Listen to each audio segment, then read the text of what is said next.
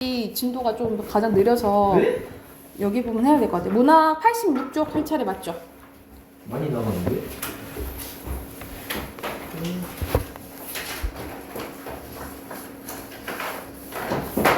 86쪽.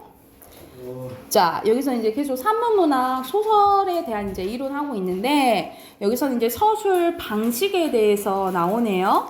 자, 서술 방식에서 이제 서술 봐볼게. 서술은 서술자가 독자에게 인물, 사건, 배경, 우리가 인물, 사건, 배경은 소설의 어떤 요소죠?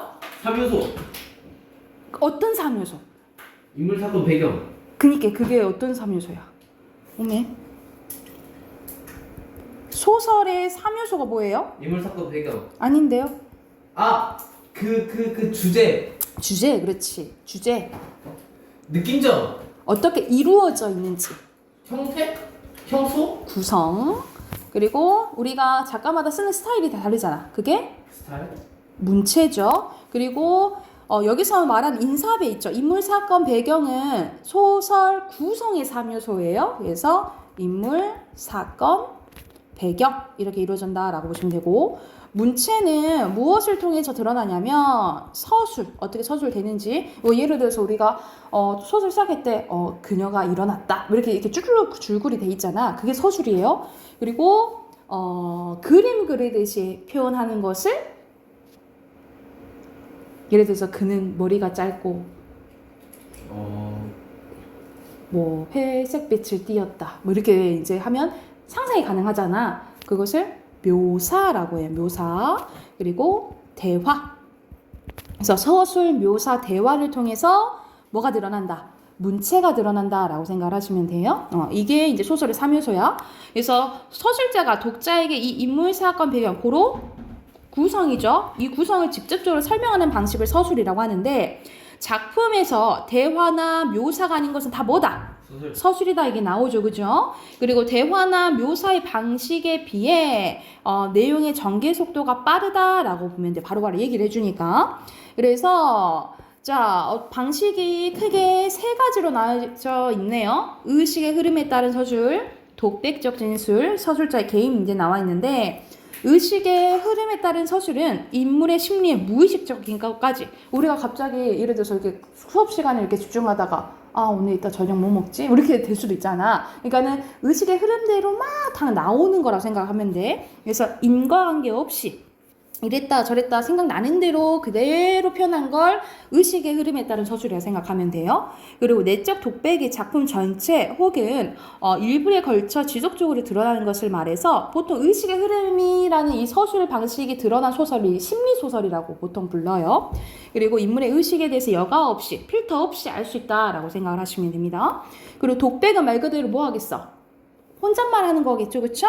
그래서 인물의 심리를 그대로 드러나는 서술 방식으로 서술자의 목소리, 중간중간 인물이 이야기하는 것처럼 나타납니다. 그래서 같은 말로 내적 독백이라고도 하고, 인용부호는 사용하거나 생략할 수 있어요. 우리가 보통 대사 나타낼 때 이제 큰 따옴표나 아니면 속마음 얘기할 때 작은 따옴표 이제 사용하잖아요. 그렇죠? 이런 인용부호를 이제 생략한 채로 이제 얘기한다라고 생각하시면 돼요. 그래서 독자는 인물이 직접 이야기하는 것 같이 느껴서 되게 이제 친근감을 느낀다라고 생각을 하시면 됩니다. 이게 효과라고 생각하시면 돼요.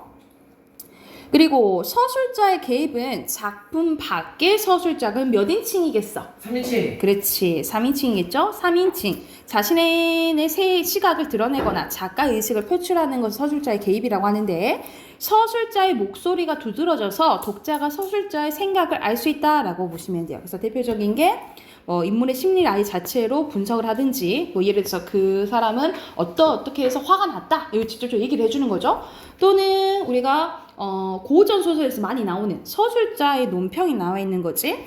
서술자가 인물과 사건에 대해서 직접 자신의 생각을 밝히고 평가하는 방식입니다. 그래서 주로 나오지 고전 소설에서 많이 나타나고, 문장에 뭐뭐하리요, 뭐뭐리요다 유문형이나 감탄형이 끝나는 경우가 많습니다. 그래서 이것을 같은 말로 뭐라고 한다는 거야? 편집자적 논평이라고 한다라고 보시면 돼요. 편집자적 논평. 그리고 요약적 제시는 여러 사건 혹은 긴 시간 동안 일어난 일을 압축적으로 제시하는 거예요. 그러니까 긴 얘기를 줄여서 얘기를 해주는 거지, 그치? 그러니까 당연히 내용 전개 속도가 어떻게 되겠어요? 빠르게 되겠죠. 그쵸? 그러니까 말 그대로 간단한 거야. 자세히 표현하면은 내용 전개 방식이 빠른 게 아니고 이렇게 축약해서 얘기해주면 내용 전개가 빨라지는 거고. 그러면 거기에 대한 예시 옆에 봐볼게요. 오른쪽에 이상의 날개. 그래서 이상은 대표적으로 이렇게 내면 심리. 좀 심오한 이해하기 어려운 이제 소설을 많이 쓴 사람이 생각하시면 돼요. 우리들은 서로 오해하고 있느니라. 설마 아내가 아스피린 대신에 아달린 정약을 나에게 먹여왔을까? 이제 아내를 이제 막 의심하는 거야. 나는 그것을 믿을 수 없다. 아내가 대체 그럴 대체 까닭이 없을 것이니. 그러면 나는 날밤을 새면서 도적질을 계집질을 했나? 내가 어떤 일을 했는지 밤새 어떤 일을 했는지도 모르는 거야. 인식을 얘는 못하는 거예요. 정말인지 아니다. 우리 부부는 숙명적으로 발이 맞지 않는 저른 발인 것이다. 그러면 얘는 아내와의 그 부부 관계가 좋은 거야? 좋지? 않은 거야. 그치? 그러니까 왜곡된 관계를 얘기하는 거예요. 내가 아내나 그제 거동의 로직을 붙일 필요는 없다. 변해할 필요도 없다. 사실은 사실대로, 오해는 오해대로 그저 끝없이 발을 절뚝거리면서 세상을 걸어가면 되는 것이다. 그러니까는 우리는 저른 발일대로 그냥 살아가면 돼. 그러니까는 아내와의 관계를 회복하려고 하는 거예요? 회복하려고 하지? 않는 거지. 나는 그냥 그대로 살 거야. 그리고 아내와의 오해를 풀려고 하지 않는 거예요. 그래서 여기서는 아내와의 오해를 오해 나오잖아. 체념한 부분이라고 보시면 돼요. 여기서는 이 주인공 나의 심리가 쭈르륵 나오잖아. 그치? 그러면 서술 방식은 의식의 흐름이 되겠죠. 그죠? 자, 두 번째 것도 봐볼게. 김유정의 마음부방입니다. 그것은 작년 응호와, 이제 인물 이름이에요. 응호와 같이 문전에서 타작을 하던 친구라면 묻지는 않으리라. 한 해 동안 애를 졸이며 혼자식 하나뿐인 자식 모양으로 알뜰히 가꾸던 그 별을 걷어들임은 이제 자기가 농사 지은 거 걷어들이는 거 추석하는 거죠. 기쁨에 틀림없었다. 꼭두 새벽부터 애타면서 괴로움을 모른다. 그러나 캄캄하고도 털고 나서 지주 땅 주인에게 도지를 제하고 장리쌀을 제하고 세초를 제하고 나니 남는 것이 있어 없어? 없어요. 아무리 농사 지어도 남는 것이 없는 약간 비참한 생활하는 일제 강점기 때 이제 농민 생활을 얘기해 준다라고 생각하시면 돼요. 그러면 이거는 작년에 응호가 겪었던 일을 짧게 뭐에서 제시한 거예요? 요약. 요약, 그렇지. 요약해서 제시한 부분이라고 보면 되겠죠. 자, 그리고 이광수의 무정입니다. 이제는 영체 말을 좀 하자. 영체 이야기를 할게 라고 이제 넘어간 거야. 영체는 과연 대동강의 푸른 물결을 헤치고 용궁의 객이 되었을까? 용궁의 손님이 되었을까? 이게 뭔 말이냐면 이 영체가 이제 이 앞에 이제 내용을 말을 하냐면 어떤 이제 나쁜 지주한테 이제 양반한테 순결을 조금 잃어요. 순결을 잃어서 그러면 보통 여자는 순결을 잃고 이러면 이제 약간 비참함을 느끼잖아. 그래서 자결을 하려고 해서 과연 이 사람은 용궁의 객이 됐다라는 소리는 바다에 떨어져 죽었을까? 라고 이제 얘기를 한 거야. 독자 여러분 중에는 아마 영체의 죽은 것을 슬퍼하여 눈물을 흘리신 이도 있을지요. 고래로 무슨 이야기 책에나 나오듯 늦도록 일점 혈육이 없던 사람이 아들 아니 낳은 자도 없고 아들을 낳으며 귀남자 아니 되는 법도 없고 물에 빠지면 살아나지 않은 법도 없는 모양으로 영체도 아마 대동강에 빠지려 할 때 어떤 귀인이 건짐이 되어 어느 암자의 승이 되었다가 그러니까 승려가 되었다가 장차 형식과 서로 만나 즐겁게 백년가약되어 수비기다 남자 하려니와 여기서는 수비기다 남자는 무슨 뜻이냐면 큰 복을 누리다 이런 뜻이에요. 하려니 하고 소설 짓는 사람의 좀된 손실을 넘겨보고 혼자 웃으신 일도 있을 것입니다. 라고 해서 아마 이렇게 그 독자들 중에서 독자들이 약간 말을 건네는 형식이잖아. 그래서 아마 이렇게 생각하신 분도 있을 거예요. 라고 얘기한 부분인 거야. 그러면 여기서는 서술자가 이 상황에 대해서 좀 얘기를 해주잖아. 그러면 적극적으로 개입하는 거 볼 수도 있겠죠. 그쵸? 이런 식으로 서술 방식 크게 의식의 흐름, 그리고 독백적, 그리고 이제 서술자가 개입한 부분이라 생각을 하면 돼. 자, 그러면 넘겨서 여기 앞에는 서술에 대해서 했었고, 두 번째, 세 번째는 대화랑 묘사예요. 이런 식으로 서술, 대화, 묘사를 통해서 뭐가 드러난다고?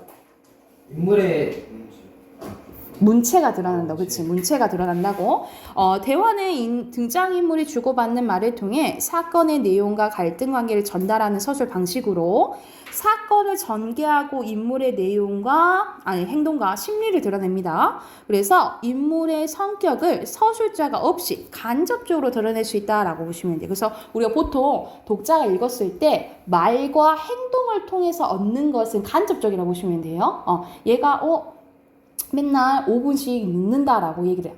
얘는 그러면 성실하지? 않는구나. 이렇게 보는 거지. 그치? 그리고 아니면은 말이 막 거칠어. 그러면 얘는 조금 막 욕을 막 많이 해. 그러면 이게 좀 성격이 거친 사람이구나. 이게 독자가 이 말을 통해서 추측할 수 있다라고 생각하시면 돼요. 묘사는 우리가 그림 그리듯이 표현한 거라 했잖아요. 그치? 그래서 시각, 청각 등 감각을 활용해서 특정 사건이나 장면을 구체적으로 묘사하는 서술 방식이라고 보시면 돼요. 그래서 산문 방식에는 특히 외양, 겉모습과 심리, 행동, 배경을 주로 묘사한다라고 보시면 돼요. 그래서 눈으로 우리가 떠올려지는 거지. 눈으로 보는 것 같은 느낌을 주고 자세히 조금 쓰는 경우가 많기 때문에 내용 전개 속도가 어떻다? 느리다라고 보시면 돼요. 느리다라고 보면 돼. 그리고 우리가 시의 화자의 어조가 있듯이 이 소설에서도 어조가 있어요. 말하는 말투로 생각하면 되는데 웃음 유발하면 해악적, 약간 웃음 플러스 비판은 풍자적, 그리고 반어적. 그래서 우리가 가장 대표적인 그런 거죠. 잘한다, 잘해, 진짜 잘한다는 뜻인 거야? 네. 아닌 거지, 그치?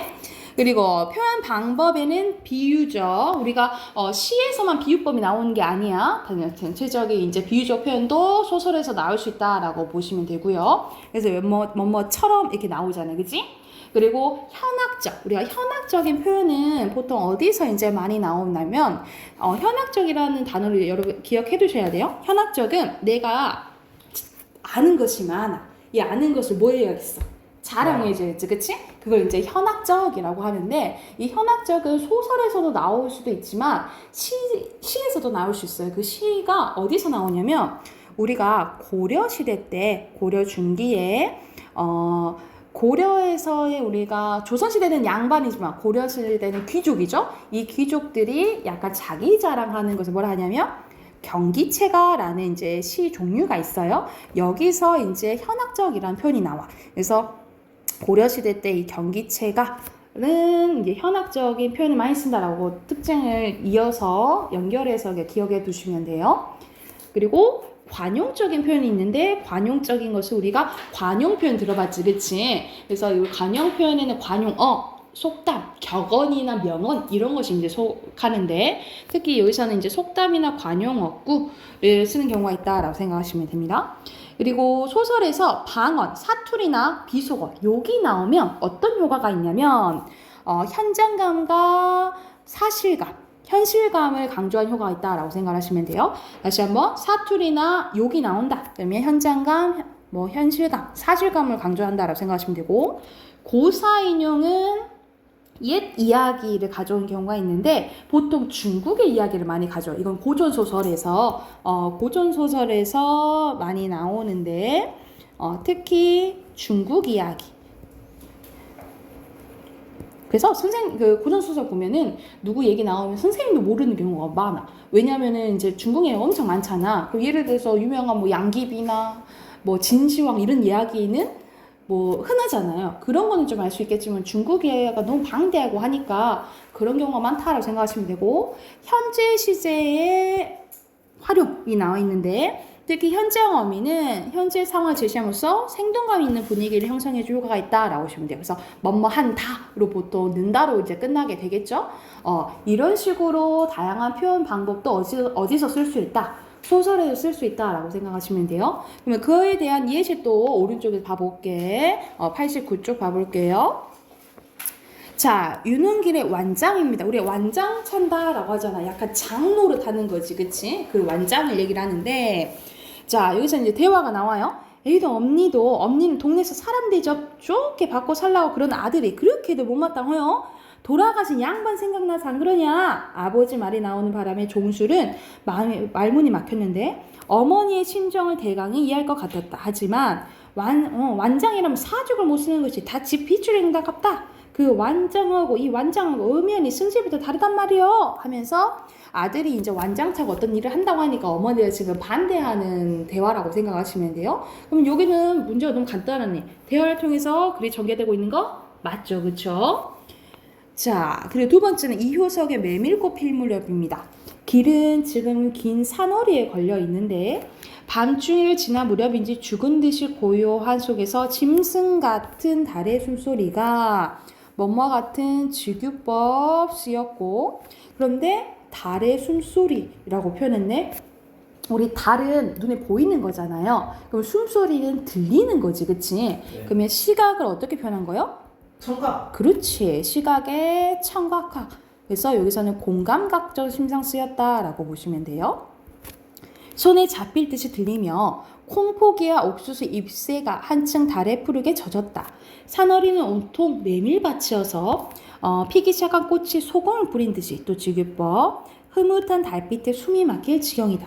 붉은 대궁의 향기같이 예전하고 나귀들의 걸음도 시원하다 하면서 어떤 메밀밭이 쭉 있고 발빛이 막 비추고 어떤 상황인지 상상이 되잖아요. 그렇죠? 그럼 이건 주된 설명 방식이 묘사가 되겠죠. 그치? 떠올리게끔 감각을 잘 사용한 거죠. 자, 그리고 여기서는 현진건의 술건하는 사회인데 자시고 싶어 자주신 건 아니죠. 누가 당신께 약주를 권하는지 내가 알아낼까요? 저 첫째는 화증에 의해 권하고 화를 얘기하는 거야. 둘째는 하이칼라가 약주를 권하죠. 일을 하는 거. 물큰물큰한 술 냄새가 방 안에 흩어진다. 아내에게서 그 말이 너무 어려웠대. 고만 묵묵히 입을 다물었다. 눈에 보이지 않는 무슨 벽이 자기와 남편 사이에 깔린 듯 했대. 그러니까 아내는 남편이 무슨 말 하는지 알모르겠다는 거야. 남편의 말이 길어질 때마다 아내는 이런 쓰디쓴 경험을 맛봤는데 이런 것이 한두 번이 아니었대. 이윽고 남편은 기막힌 듯 웃었대. 또 못 알아듣는 건 묻는 내가 그러지. 마누라야 그런 말을 알 수 있겠어. 내가 설명해 드리지. 자세히 들어요. 내게 술 권하는 것은 화증도 아니고 하이칼라도 아니요. 이 사회라는 것이 나에게 술을 권한다오. 이 조선세라는 것이 내게 술을 권한다오. 알았어? 팔자가 좋아서 조선에 태어났지. 딴 나라에 났더라면 술이나 얻어먹을 수 있나. 내가 이 사회 덕분에 술 먹는 거요. 라고 이 술을 먹을 수밖에 없는 이 사회를 비판하는 내용이라고 생각하시면 되겠죠. 그렇죠? 그래서 여기서는 반어적인 어조가 기억에서는 오히려 반대로 표현을 한 거지, 그치? 술이나, 사실 술을 먹고 싶겠어? 술 안 먹고 싶잖아, 그치? 근데 사회가 나를 술 먹게 만든다 라고 얘기를 한 거야. 그래서 여기서는 반어적인 어조 맞겠죠. 그래서 여기서는 자 크게 서술 방식, 서술, 대화, 묘사고 그리고 다양한 표현 방법도 쓰인다라고 생각을 하면 돼. 그러면 해당하는 작품 뒤에 하나 있거든요. 보고 한번 문제 바로 풀어볼게요. 최만식의 태평천하라는 이제 작품이 나오는데 이건 배경이 일제강점기라고 생각하시면 돼요. 일제강점기로. 여기서는 윤직원 연가 이 작품 알고 알 수 있는 친구도 있고 모르는 친구도 있겠지만 여기서는 이제 주인공이 윤직원 영감이에요. 이 윤직원 영감은 말 그대로 결과적으로 얘기를 하면 친일파예요. 친일파여서 친일에 이제 붙어 먹으면서 돈과 명예를 다 쥐고 살려고 하는 사람을 생각하면 돼. 그런데 이 아들이 창식인가 있어요. 근데 이 창식은 돈만 축내고 막 노름이나 하는 이제 못마땅한 아들이야. 근데 이 아들한테 또 두 아들이 있는데 하나는 종수고 하나는 종학이라는 놈이에요. 근데 이 종수도 창식이랑 똑같아. 근데 믿을 만한 놈이 누구밖에 없냐면 종학이라는 놈밖에 이제 손자가 있는 거야. 근데 이 손자는 이제 일본에서 유학을 하고 있어요. 그런 상황에 자 윤주사는 여기서 윤주사는 이제 창식이라고 보시면 돼요. 조끼 호주머니에서 간밤에 그 전보는 이제 소식을 전해온 거라 생각하면 돼. 일본에서 그 연락이 온 거예요. 뭐라 연락이 왔냐면 윤직원 영감은 최대 전보를 받아 들여다봅니다. 그리고 커다랗게 읽는데 물론 원문은 일문이니까 일본어니까 몰라보고 윤주산의 서사 민서방이 번역한 그대로죠. 종학은 윤직원 영감 유일하게 믿는 손자라 했잖아요. 그치? 그 종학이 사상관계로 경시청에 피검 잡혀갔다라는 거야. 이게 무슨 소리다냐? 종학이 사상관계로 경시청에 붙잡혔다는 뜻이요. 사상관계라니 그 놈이 사회주의에 참여를 했다라는 거지. 우리가 일제강점기 때 이제 이런 사상이 들어오는 거죠. 위로는 우리가 지금 알고 있는 사회주의, 공산당이 이제 들어오는 거고, 그쵸? 밑으로 이제 민주주의가 들어오는 거잖아요. 그치? 미국에. 그래서 우리가 이런 사상 때문에 남북한의 6.25 전쟁이 일어나게 된 거잖아. 그러니까 이게 이제 일제강점기 때부터 이제 들어오게 되는데, 사실상 이제 사회주의에 참여하게 되면 이제 다 잡아가고 조사하고 막 이런 시대예요. 근데 믿었던 종학이 뭐에 참여했다 이 말이야. 쓸데없이 사회주의에 참여를 했다 이 말이야. 그러니까는 이 윤직원 영감 입장에서는 완전 믿는 도끼 발등치기인 거지, 그치? 하면서 아까보다 더 크게 외치면서 벌떡 뒤로 나동갈아질 뻔하다가 겨우 몸을 가눕니다. 윤직원 영감은 먼저에는 망치로 뒤통수를 얻어맞는 것 같이 멍했지만 이번에는 앉아있는 땅이 지함을 해서 수천 개 밑으로 꺼져가는데 정신이 아찔했습니다. 그러나 그것은 결단코 자기가 믿고 사랑하고 있는 종학의 신상을 여겨서가 아닙니다. 윤직원 영감은 시방 지금 종학이가 사회주의를 한다는 그 한 가지 사실의 진실로 옛날에 드세던 불화당패가 백길 천길로 침노하는 것 그거보다 더 분하고 무서웠다라는 거예요. 그러니까 여기서 우리가 시점을 알 수가 있겠지. 왜 시점은 3인칭이고 그리고 윤직원 영감의 생각과 심리가 다 나오잖아요. 그쵸? 그래서 여기에서 시점은 뭐인지 알 수 있겠어? 전지적 사가 시점인 걸 알 수가 있겠죠. 그죠? 전지적 사가 시점이고 진나라를 망할 자 호라는 예언을 읽고 변방을 막으려 한 만리장서에 썼던 진시황을 이제 얘기를 하네. 그는 진실로 망한 자의 호가 아니요 그의 자식 호의 힘을 눈으로 보지 못하고 죽었으니 오히려 행복이라 하겠습니다. 그러니까 오히려 끝을 안 보고 죽어서 차라리 진시황은 행복했던 사람이다 라고 얘기를 한 거야. 이것은 서술자가 개입해서 얘기한 부분인 거죠. 이 상황에 대해서. 선생님 아까 전에 서술자가 개입한 것을 같은 말로 뭐라 한다 했지?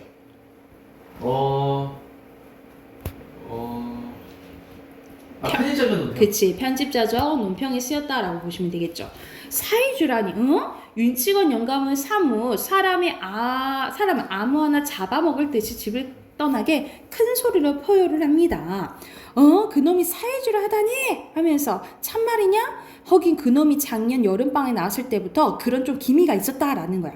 그러면 참말이구나 하면서 이제 완전히 화가 난 거야. 오른쪽 하면 그런 처줄 놈이 깎아 죽어도 아깝절 놈이 그놈이 경찰서장 하라니까 생판 왜 사회주를 한다냐 라고 얘기를 한 거지. 아무도 숨을 크게 쉬지 못하고 고개를 떨어뜨리고 섰기 아니면 앉았을 뿐 윤직원 영감은 잠깐 말을 끊자 방 안은 물을 친 듯이 조용해집니다. 오죽이나 좋은 세상이요 하면서 성난 황소가 영각을 하듯 막 소리를 울듯 직역법 쓰였죠.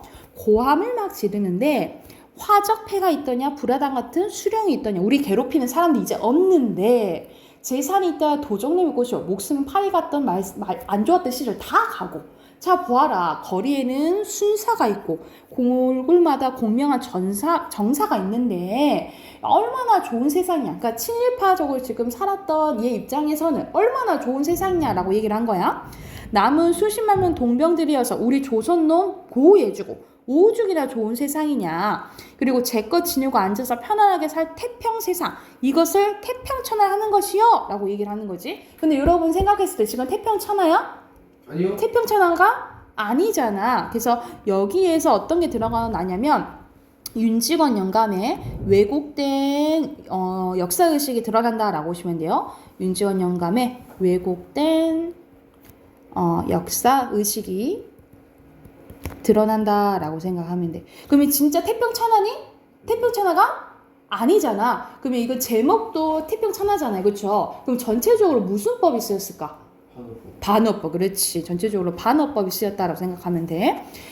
그런데 이런 태평천하에 태어난 부잣놈의 자식이 더군다나 지가 떵떵거리고 편하게 사면 되는데 어찌 지가 세상 망천을 불화당패에 찬음을 하란 말이야 하면서 이제 말 그대로 우리가 뒷고 잡으면서 쓰러지는 거지. 그래서 여기서 거의 결말 부분이거든요. 그래서 믿었던 손자한테 뒤통수 맞으면서 이런 이제 결말을 맞게 되는 이야기라고 생각하시면 됩니다. 그래서 여기서 해당하는 태평천하에 대한 3번 문제 잠깐 봐볼까요? 3번 문제는 이제 보기 보면은 태평천하는 시대적 배경은 일제강점기라 했죠, 그쵸? 대부분 우리 민족이 순환을 겪던 시기 때문에 태평천하는 윤직원 영감을 풍자하게 한 반어적인 표현이라는 거야. 그러면 윤직원 영감이 생각하는 태평천하는 어떤 세상일까? 왜 지금 자기는 좋아? 뭐가 있으니까? 권력? 그렇지. 돈과 권력이 있는 거야. 근데 그거는 어떤 방법으로도 그냥 얻기만 하고 누릴 수 있는 세상을 얘기하는 거예요. 그래서 여기서 태평천은 뭘 의미하냐면, 자, 어떠한 방법으로든 돈과 재산을 지킬 수 있는 세상을 의미한다라고 보시면 돼요.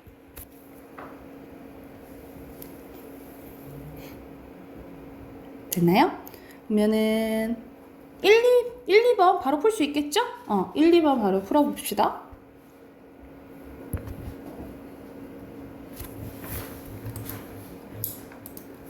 자, 같이 한번 봐보면 1번에 여기서는 서술상의 특징으로 알맞지 않은 거네. 시간 흐름 맞죠? 그리고 비유적 표현 뭐뭐 하는 듯이 뭐 아까 전에 뭐 황소가 영각을 하듯 많이 나오잖아. 그리고 3인칭 서술자 맞죠? 그리고 공간 배경 나오나요? 여기 주로 대화를 통해서 사건이 전개되잖아. 그치? 4번이 정답이네. 그치? 그리고 2번에는 기억의 서술상 특징이잖아요. 이어절로 쓰라고 했으니까 뭐 서술자의 개입서도 되고요. 편집자죠? 논평도 맞겠죠. 그쵸? 둘 다 이어절이니까 두 개 중에 하나 써도 맞아요. 그리고 바로 이어서 하나 더 봐보자. 이청준의 눈길이라는 이제 소설인데 여기서는 이제 나가 이제 남자인데 나와 어머니의 이제 사이에 대해서 나와요. 그래서 오랜 갈등을 이제 빚고 있는데 나의 와이프 부인을 통해서 이제 화해하는 이야기를 다룬 소설이라고 생각하시면 돼요. 그래서 오랜만에 이제 어머니의 집에 오게 됩니다. 그래서 그 상황에 대해서 설명해 주는데, 고등학교 1학년 때 형의 주벽으로 가산이 이제 파산을 겪은 뒤에 마침내 그 형이 세 조카와 그 아이들의 어머니까지 포함한 모든 장남의 책임을 내게 떠맡기고 세상을 떠난 뒤 일은 줄고 그렇게만 데운 셈이다. 그러니까는 얘는 장남이 아니었는데 그 형이 그렇게 죽고 나서 모든 이제 장남으로서 책임을 자기가 하게 된 거야. 고등학교와 대학교 군영 3년을 치러내는 동안 노인은 고로 누굴 얘기하는 거냐면 본인의 어머니를 노인이라고 표현을 한 거거든요. 그래서 여기서는 이 노인이라는 호칭을 통해서 뭐가 드러나냐면 어머니와의 거리감이 드러난다라고 보시면 돼요. 내게 아무것도 기르는 사람의 몫을 못했고, 그러니까 보통 우리 엄마라고 생각하는 사람의 역할을 했어? 못했다 이 말이야. 나는 또 나대로 그 고등학교와 대학의 군영 의무를 치르고 나와서 자식돌이를 못했다라는 거죠. 그러니까 우리는 도인이 내게 베푼 바가 없어서 아니라 그럴 처지가 못 되었기 때문이다. 나는 나대로 형이 내게 떠맡기고 간 장남의 책임을 감당하기를 사양치 않을 수 없었기 때문이다. 그래서 노인과 나는 결국 그런 식으로 주고받을 것이 없는 처지였다라는 거야. 여기서 그러니까 앞에서 나는 노인과 어떤 사이인지를 설명해 주는 거잖아. 주고받은 게 없다 이 말이야. 노인은 누구보다 그것을 잘 알고 있었다. 그렇기 때문에 내게 대해서 소망과 원망이 있을 수 없었다라는 거죠. 그래서 중력부문 중을 보면 KC에서 공부하며 고등학교 1학년을 보내고 있던 나는 형이 재산을 탕진해 집을 팔아왔던 소식을 듣고 고향에 오게 되는데, 어렸을 때 그 당시에 노인은 나에게 상처를 주지 않으려고 새 집주인의 양해를 얻어 내가 그 집에서 하룻밤 잘 수 있게 해줍니다. 다음 날 새벽에 노인은 눈길을 헤치며 차 타는 것 같이 나를 데려다 준 후 눈길을 되돌아왔다라는 거야. 이것은 어떤 상황으로 이제 설명이 되냐면, 이제 오랜만에 나와 아내가 이 어머니를 찾아 뵈러 온 거야. 그래서 같이 자는데 이제 아내가 시어머니한테 말을 걸어요. 그래서 어떻게 됐어요? 하면서 그 상황을 나는 잠자는 척 하면서 그 대화를 듣고 있는 상황이라 생각하면 돼. 길을 혼자 돌아가시던 그때의 일을 말씀이세요? 하면서 이제 며느리가 얘기를 하는 거야. 눈길을 혼자 돌아가다 보니 그 길은 아직도 우리 둘 말고는 아무것도 지나간 사람이 없지 않았겠냐. 눈발이 그친 신장로 눈 위에 저하고 나하고 둘이 걸어온 발자국만 나란히 있더구나. 그래서 어머님은 그 발자국 때문에 아들 생각이 더 간절하셨겠네요. 그러니까는 며느리는 이 자기 남편이랑 이 시어머니가 사이가 풀리기를 이제 바라는 거야. 그래서 이제 계속 이야기를 유도를 하는 거예요. 간절하다 뿐이겠냐. 신장로를 지나고 산길을 들어서도 굽이굽이 돌아온 그 몹쓸 발자국들이 아직도 도란도란 저 악의 목소리나 따뜻한 온기로 남아있는 듯다 싶었지. 산비둘기만 푸르륵 날아올라도 저 악의 넋이 새가 되어 다시 돌아온 듯한 놀라지고 나무들이 눈을 쓰고 서 있는 것만 보아도 뒤에는 금세 저 악의 모습만 뛰어나올 것 같아 싶었지 하면서 여기서 이 이제 아내와 어머니의 대화를 통해서 어머니 이제 사랑이 느껴지게 되는 거죠. 그렇죠? 92쪽 가서 그래서 내 자서가 너하고 온 길을 이제 내가 혼자서 겪는구나 라고 생각을 했다라고 얘기를 하는 거야. 어머님 그때 우시지 않았어요? 울기만 했겠냐? 오목조목 뒤져온 그 악의 발자국만 한도 없이 눈물을 뿌리고 돌아왔지. 내 자서가 어디 봄이나 서흥이 지내거라. 왜냐면 집안이 안 좋으니까 이제 뿔뿔이 이제 헤어지게 된 거야. 눈앞이 가리도록 눈물을 떨구면서 눈물로 저 악의 앞길만 빌고 나왔지 라고 얘기를 하는 거지. 그래서 계속 노인의 이야기는 이제 거의 끝에 나가고 있는 것 같았다. 아내는 이제 할 말이 잊은 듯이 입을 조용히 다물고 있었는데 그런데 그 서두를 것도 없는 길이라 그런저런 신호 없이 걸어온 발걸음이 그래도 어느 참에 동네 뒷산을 당도했다라는 거지. 하지만 나는 그 길로 차마 동네를 바로 들어갈 수가 없어서 제 등 위에 눈을 쓰고 아직도 한참이나 기다리고 있었다. 어머님도 이제 돌아갈 거처가 없었던 것이죠. 왜냐면은 집도 나가야 되니까 일시적으로 하룻밤 자게끔 빌렸다 했잖아요. 그지? 그러니까 다시 이제 돌아갈 집이 없었던 거지. 한동안 조용히 입을 다물던 아내가 더 이상 참을 수가 없어진 듯 갑자기 노인을 추궁하고 나섰다라는 거지. 그녀의 목소리는 이제 울먹임으로 떨리고 있었다라는 거죠. 나 역시 이제 더 이상 노인을 참을 수가 없었대. 이제 그 노인의 입을 막고 싶었다라는 거야. 왜냐면 이때까지 서로 주고받은 게 없다 했었잖아. 그런 감정, 미안한 감정도 고마운 감정도 없다라고 생각했는데 이런 어머니가 나를 생각했던 배려했던 마음을 알면 자기가 너무 미안해지잖아. 그치? 그러니까 막을 수 있으면 막고 싶었다라는 거야. 아내의 추궁에 대한 노인의 대꾸가 너무 두려웠다라는 거죠. 노인의 대답을 들을 수가 없었대. 하지만 그 역시 불가능한 일이었다. 나는 아직도 눈을 뜰 수가 없었는데 불빛 아래 눈을 뜨고 일어날 수가 없었다. 사지가 마비된 듯 가라앉아 있는 때문만 아니었다. 졸음기가 아직 아쉬워서도 아니었다. 눈꺼풀 밑으로 뜨거운 것이 차오랐다라는 거죠. 그러니까 아내와 엄마의 대화를 두고 나니까 엄마에 대한 이제 마음이 느껴지니까 눈물이 났다는 거죠. 그렇죠? 그래서 여기서 이 눈물을 통해서 뭘 알 수 있냐면 어머니와의 갈등이 해소된 부분이라고 보시면 돼요. 이제 어머니의 마음을 알게 된 거지. 아내와의 노인 앞에서 이 눈물을 볼 수가 없었던 거야. 그것은 너무 부끄러웠기 때문이었다. 아내는 이번에도 그러는 나를 알고 있었던 것 같았다. 그러면서 여보 일어나요. 당신도 말 좀 해봐요. 하고 깨웠다라는 거지. 그리고 마지막에 뭐라 하냐면 오른쪽으로 가서 가만두거라. 아침 길에 나 속에도 피곤할 것인데 고나게 자고 있는 사람 못하 그러냐 하면서 어머니는 아직도 나를 이제 배려를 해주는 거죠. 그리고 다음에 말하는 부분 보면 어머니가 뭐라 하냐면 그런디 이것만은 네가 잘못한 것 같구나. 그때 내가 뒷산 제등에서 동네로 바로 들어가지 못하고 있었던 거니 말이다.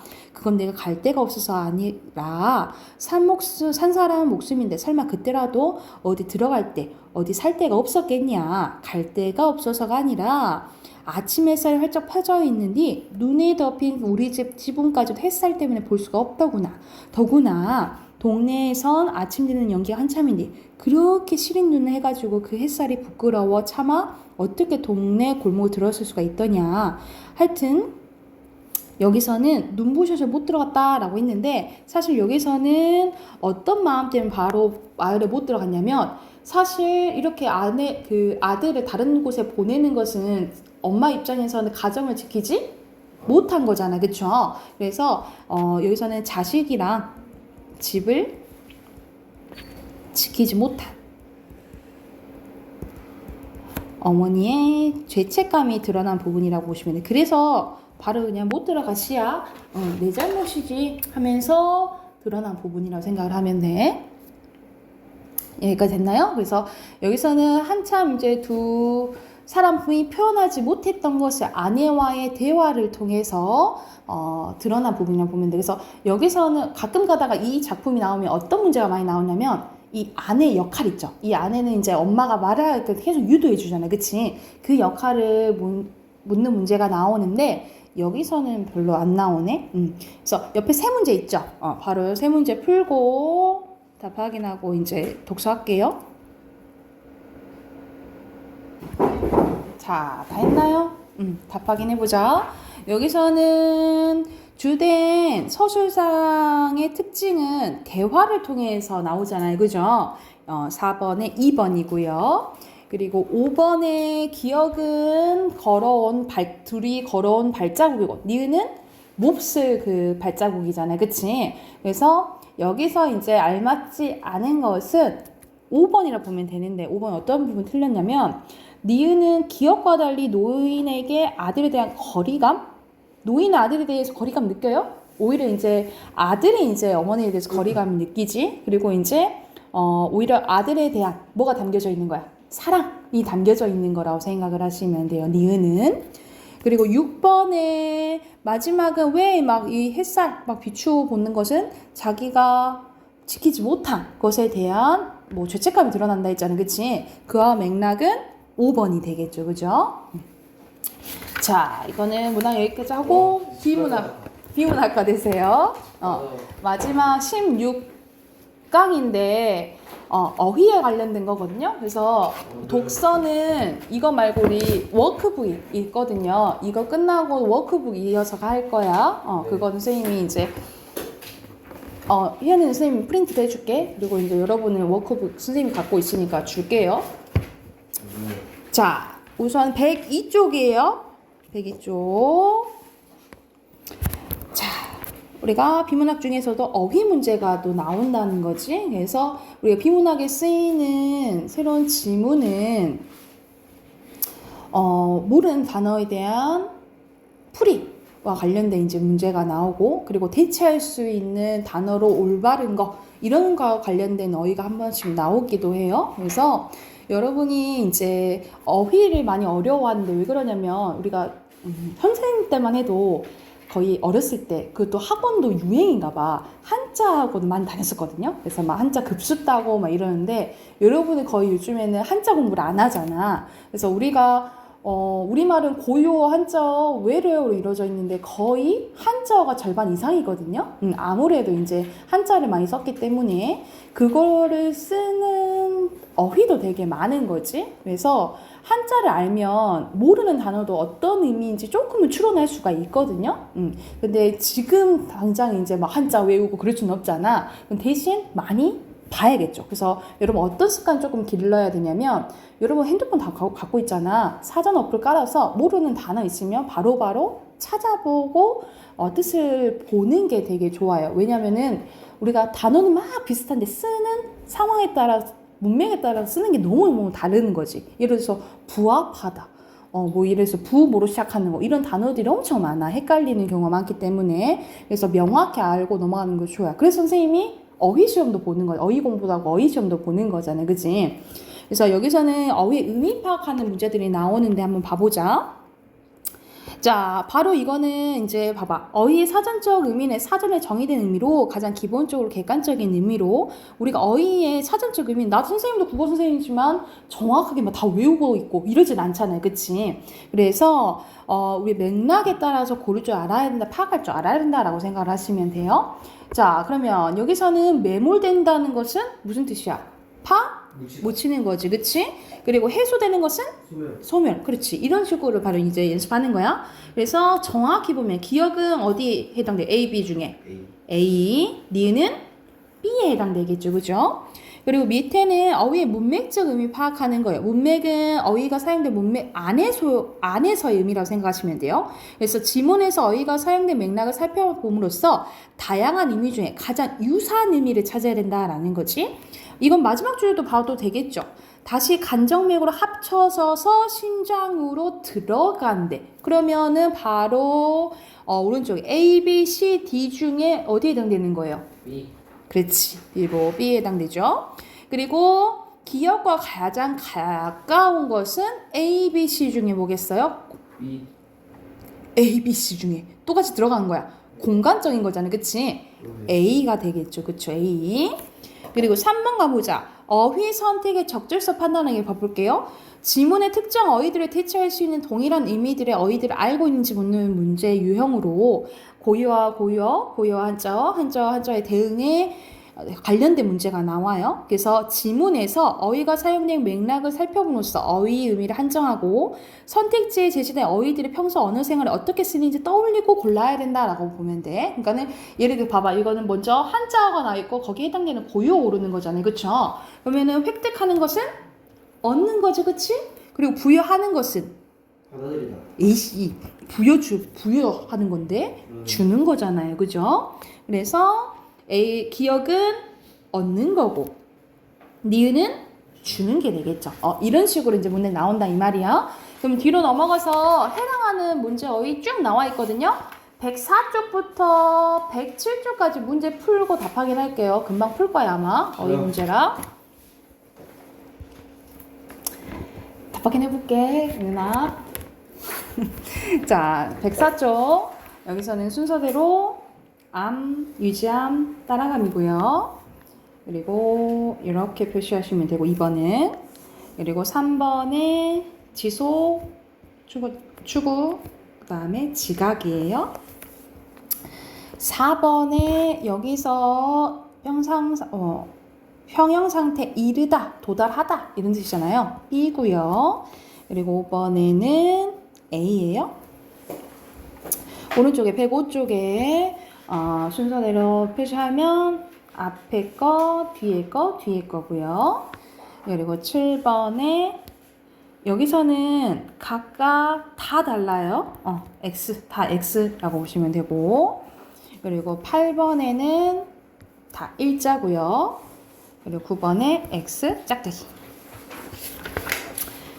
그리고 1번 봐보자. 1번에 여기서 적절하지 않은 것은 5번이고요. 여기서 어떤 형성을 만든다 이런 뜻인 거지. 본뜨는 게 아니고 2번에 기억과 문제가 발생하다 이런 의미잖아요. 그쵸? 1번이죠. 그리고 3번에 음형을 쓴다, 사용하다, 이용하다 이런 뜻이잖아요. 2번이고요. 그리고 4번에 돌아왔다. 이거는 공간적인 이런 느낌이지. 그것은 2번이고요. 그리고 5번에 사전적 의미로 적절하지 않는 것은 3번이죠. 조절은 균형에 맞게끔 바로 잡는 걸 말하는 거지. 그리고 6번에 A 제도를 들 수 있다. 그런 사실을 가져올 수 있다. 이런 뜻인 거야. 그래서 관련된 가장 가까운 것은 2번이에요. 그리고 7번에 여기서는 교체되는 게 적절하지 않은 건데 알맞지 않은 것은 5번이죠. 맹신하는 거는 그냥 가리지 않고 믿는 걸 의미하자는 거잖아요. 그치? 이건 분별하지 않고 이런 뜻인 거죠. 그쵸? 그래서 해당한 거 다 체크하셨죠? 그러면 이거는 내일은 이거 워크북 선생님이 이어서 할게요. 워크북 이어서 하고 문법 숙제 있었잖아요. 답 확인해볼게요.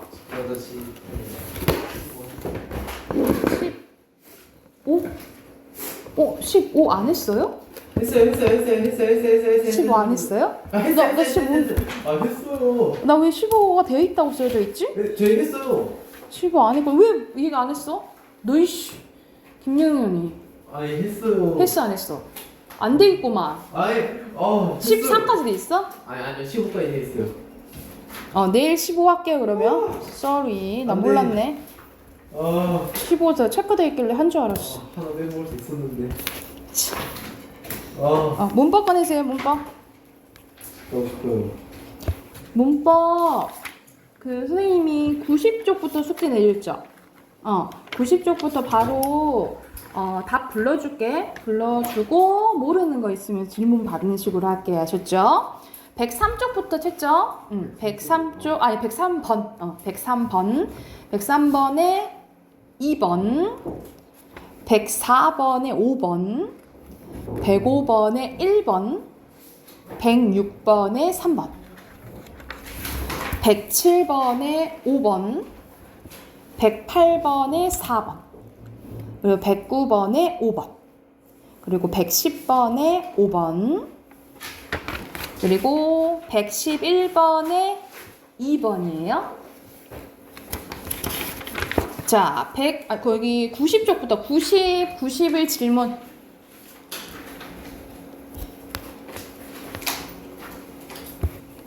90, 91 넘어가겠어요? 네. 92, 93 92쪽 질문. 108번이요. 108번이요? 108번 가보자. 자, 108번 보면은 의존명사 이, 사람을 나타내는 거랑, 그리고 대명사 이, 관형사 이에 대한 내용이 나오네. 그리고 숫자 이, 그리고 수관형사 이, 이거에 대한 이제 내용이잖아요. 이렇게 봤을 때 여기는 몇 번 했어요? 저? 2번이요. 2번 봐보자. 하나의 표저에 여러 가지 뜻풀이가 있으므로 봐봐. 하나의 이에 대해서 몇 가지 있어? 두 가지 있지, 그치? 2, 3도 두 가지 있지, 그치? 그러면 하나에 두 개 이상 쓰면 이건 다이어인 거예요. 이해됐어요? 다이어인 거야. 그리고 2가 1, 2, 3으로 되어 있지, 그치? 각각으로 되어 있으면 이거는 동음 이어 관계인 거예요. 이렇게 각각가 있는 거는 동음 이어 관계, 이거와 관련된 거는 다이어라고 생각을 하시면 돼요. 아셨죠? 네. 자, 여기서 답은 4번인데 어디가 틀렸는지 봐보자. 2km 걸어라 했어. 여기서 2는 단위를 나타내면 앞에 쓰인대. 그치? 앞에 쓰니까 이 2는 2km를 뭐 해주는 거예요?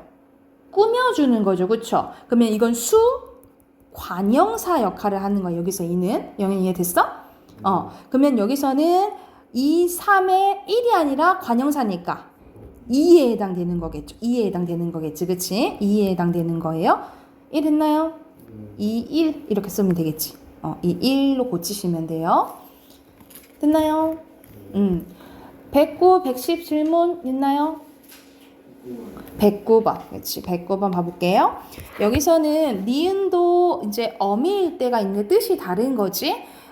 첫 번째 어미는 여기서는 하이픈 표시가 이렇게 양쪽에 있잖아. 그치? 그러면 양쪽에 와야 되는 말이 있다라고 보시면 돼요. 그래서 이야기의 시점에서 볼 때 사건이나 행위 현재가 일어남을 이제 나타내는 거야. 그래서 간다 했을 때 니은이 여기 있잖아. 그치? 앞에 있는 말도 필요하고 뒤에 있는 말도 필요한 거예요. 그리고 두 번째 있는 니은 어미로 보통 과거 사건이나 행위가 과거 또는 말하니가 상정한 기준 시제보다 과거 일어남을 나타낸 어미로, 여기서는 이것은 털시로 짠 옷이다. 옷 꾸며주죠. 그쵸? 짰다라는 과거 일어난 일을 얘기하는 거예요. 여기 때는 관형사형 어미를 얘기하는 거예요. 관형사 어미로서의 역할. 그리고 현재 상태의 어미를 나타내는 것도 있는데 누나는 유명한 성악가라는 거잖아요. 그치? 이때도 관형사의 어미 역할을 한다라고 보시면 돼. 근데 첫 번째는 과거고 두 번째는 현재인 거야. 그치? 그러면 여기서 이제 고치는 거예요. 다른 어미 앞에서 붙을 수 있니? 라고 붙을 때 어미는 얘는 다 뒤에 어미 앞에 붙어야 되잖아. 그치? 그럼 맞는 거야. 근데 얘는 뒤에 있는 게 있어 없어? 없는 거죠. 그러면 이거는 맞지. 그치? 맞아요. 그리고 두 번째 거 봐볼게. 어미 시의 뒤에 붙을 수 있어? 라고 물어보면 봐봐. 시 할 때 예를 들어서 시 붙여볼까? 하신다 되죠. 그리고 하신도 되죠. 그러면 둘 다 붙을 수가 있는 거야. 니은도 맞겠죠. 그쵸? 그리고 세 번째, 어간에 붙어서 관형구시라니? 다른 말 꾸며주니? 라고 물어본 거예요. 이거 니은은 뒤에 어미 역할 하니까 전혀 아니고, 선생님이 뒤에 이 니은 뒤에 있는 두 번째 니은은 관형사의 어미 역할을 한다 했잖아요. 그쵸? 그러니까 맞겠지. 그치? 그리고 받침 없는 용언의 어간 뒤에부터 현재 시제 나타내니? 라고 했을 때 집으로 간다. 현재 시제잖아. 그치? 근데 이거는 두 번째 거는 과거라고 했죠? 과거고 마지막 건 현재니까 이것도 리을도 맞죠. 그치? 근데 예문으로 흰 눈이 내립니다 라고 추가할 수 있니? 라고 했을 때 흰 관형사의 엄미처럼 사용되는 거잖아요. 그치? 그러면 이거 돼요? 이거 안 되잖아. 그쵸? 그리고 여기서 흰은 과거 나타내니? 아니지? 그러면 어떻게 돼? 이거 아니죠. 그쵸? 그리고 이거는 현재 나타내지. 오, 이거는 어떻게 고쳐야겠어? XXO로 고쳐야겠지. 희연이 됐어요? 오케이. 그래서 5번이 답이고 110번 넘어가도 되겠어요? 아, 111번은? 해야 될 것 같아요. 111번은 봐봐. 알맞지 않은 이건 바로바로 해보자. 올챙이가 주어잖아요. 개구리가 보어예요. 되었다 앞이니까. 그리고 깨끗하지가 그래서 봐봐. 1번에 격조사 봐봐. 가의 1과 이 가의 1 그리고 이 1을 통해서 앞처연의 받침 유무에 따라서 A랑 D 봐봐요. 얘는 가고 얘가 이잖아. 그치? 이건 받침 유무에 따라서 선택이 된 거죠. 똑같은 주격조사지만. 그치?